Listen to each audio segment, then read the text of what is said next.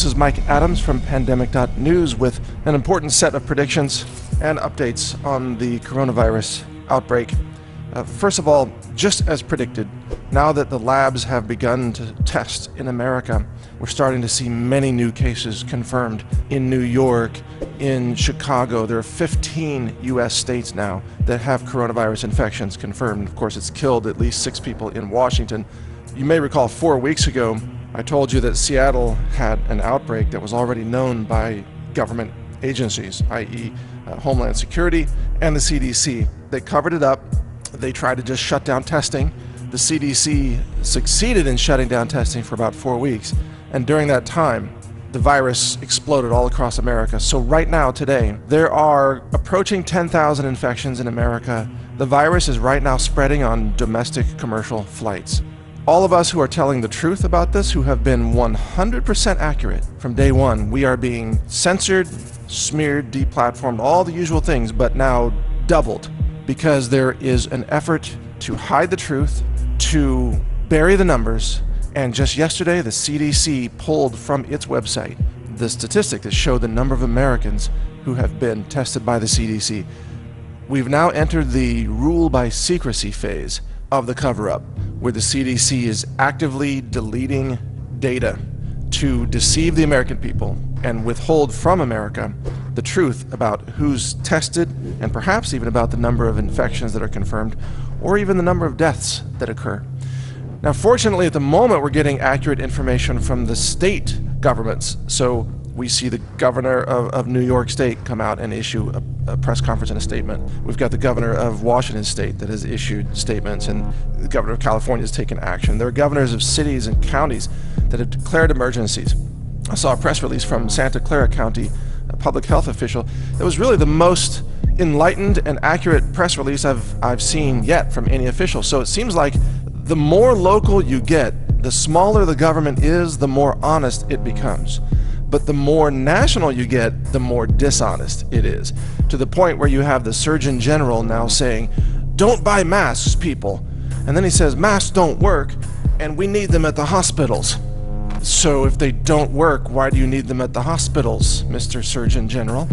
You see, we've entered also what I call the idiocracy phase, where the level of incompetence at the federal level, at the top of the government, is so high now that it's questionable whether we as a society even have the functional intelligence to deal with this. I think we don't. As I said last week, we will have tens of infections confirmed this week in the labs. Next week, it may be hundreds of infections. And within 2 or 3 weeks after that, it may be thousands of infections if the labs are reporting the truth. Now, at some point, there's going to be federal pressure for state labs to stop reporting infections. So it's apparent that America has now gone the route of China. Instead of transparency like South Korea, it's all about covering up the number of infections in order to try to control public emotions and control the narrative, even if you can't control the virus.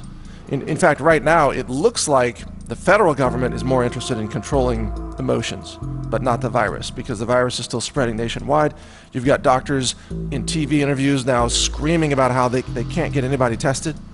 The testing is still not being done on a large enough basis to stop this. And so this is spreading right now by design across America. And it's going to continue to spread until they shut down society. I'm talking about quarantines of major cities. I'm talking about a declaration of medical martial law in one way or another. Well, it'll be called a national emergency. There will probably be bans on domestic air travel to and from certain cities where the outbreak is occurring. Ultimately, we're going to see tens of thousands of infections across America, almost certainly growing to hundreds of thousands of infections next winter. Some epidemiologists say there may be a lull in the infections over the summer because of the hot weather. There is no evidence of that whatsoever. They're referring to influenza. The flu doesn't spread during hot weather as much as during cold weather. This is not influenza, this is a coronavirus. And there's no evidence whatsoever that the summer will magically make this thing disappear, especially when it's spreading inside buildings, airplanes, schools, nursing homes, right? Cruise ships. It doesn't matter what the temperature is outside. So this argument that it's going to go away in the summer is rooted in no evidence whatsoever. And then on top of all that, I see Trump officials at the CDC and the Surgeon General and Homeland Security out there telling people do not prepare, it's bad, while at the same time the US military is buying up every bioprotective suit, every mask they can get their hands on. And Mike Pence announced that they've done a deal with 3M to produce millions of masks a month. If you're going to produce millions of masks, why are you telling people not to get them? So this is a very bizarre, deceptive case where you've got the government preparing like mad, the government buying up food supplies, the government getting the personal protective gear. And you recall a few months ago, the government was buying up every night vision device they could get their hands on. That was right before this thing hit. And at the same time, this government is telling you, the citizen, do not prepare. You don't need any of that stuff. These are not accidents, folks. These releases are deliberate. This will infect every city in America. There will be quarantines, there will be medical martial law. In some cases, starvation, desperation. People dying in their homes, the hospital beds will be overrun. And you are told, do not prepare. Well, if you're dumb enough to believe the media, the official sources, then you might just die from this. But if you're smart, then you will get prepared because you know what's coming. And when you are forced into quarantine in your home or apartment for 30 days or longer, you won't die because you've got food and supplies, and you've got maybe povidone iodine, isopropyl alcohol, chlorine dioxide, all these different molecules and chemicals that can be used to sanitize surfaces. You've got all this stuff because you planned ahead and you got prepped. And that's what I'm urging you to do today. Your opportunity to get prepared, that window's rapidly closing. And it's time to get ready because your government is actively now, maliciously, deliberately plotting to cause the deaths of potentially millions of Americans. And that's now evident in their own actions and in their own official lies.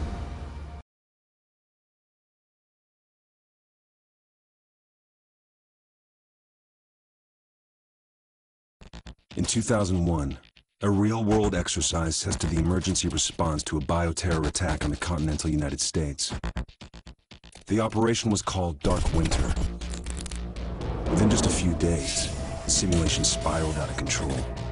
The operation predicted a rapid breakdown in essential institutions, civil disorder, and massive civilian casualties. Dark Winter has revealed how vulnerable we've become. Our lifestyle, our security, our safety, depends on a delicate and unstable economy. We've created a system so complicated that we no longer understand how to control it. Oil, power, shipping, transport. We live in a complex world. And the more complex it gets, the more fragile it becomes. The system is built on a global supply chain that gets things where they're needed, just in time. We've created a house of cards. Remove just one, and everything falls apart. And what's fueling this system? Money. Americans can spend $90 billion in a single day of shopping. Last year, 200 million people swarmed their local stores on November 23rd. We call that day Black Friday. Did you know that a flu virus can survive on the surface of a banknote for up to 17 days? One day there will be a pandemic. It could begin during the crush of Black Friday sales. A pathogen will jump from tainted banknotes to human skin, onto food, toys, children, and loved ones. By the time patient zero feels the first sore throat, millions of people will already be infected. From this point, the breakdown will happen fast. Day 1, hospitals will reach capacity. Panic will strike. Day 2, quarantine zones will be established. Resources will be rationed. Transport will go into lockdown. Day 3, international trade will stop. The oil will dry up. The stock market will collapse. Day 4, the power will fail. The shelves will be empty. The taps will run dry. And once hunger and despair take hold, people will do anything for survival. By day 5, everyone will be a potential threat.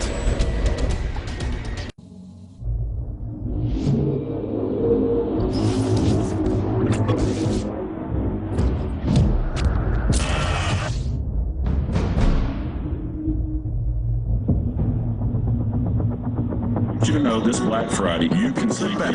All over the region. Retailers are calling this, there's 149,000 stores offering sales in the cash sales changing hands starting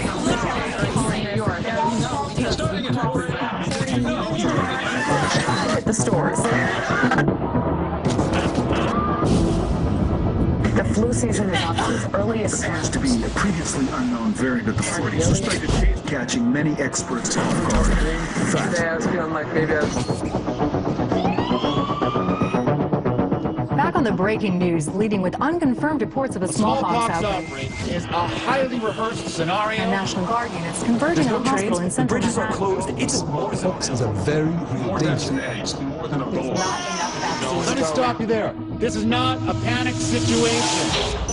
An entire American city was known as the green poison. Central Park has been converted to a mass burial. Power outages, gas line leaks, fires. The government We're expecting another night of widespread looting. People of New York are begging for First responders are either dead or resources available. treated like animals. It's not a job. We're not trained for this.